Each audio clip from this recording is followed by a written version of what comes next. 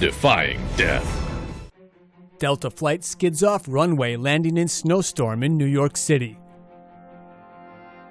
This airplane was attempting to land during a snowstorm at LaGuardia Airport in New York City when it skidded off the runway and crashed into a fence. The Delta Flight 1086 departed from Atlanta and was scheduled to land at New York's LaGuardia Airport at 11:10 a.m. It was snowing at the time the MD-80 aircraft approached runway 13. As the plane touched down, it skidded off the runway and crashed into a fence.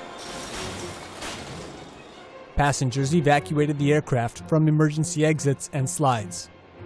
Following the accident, passengers posted images to social media and said they were thankful to be alive. Your smartest, most insightful comments can win you $100 only at TomoNews.net.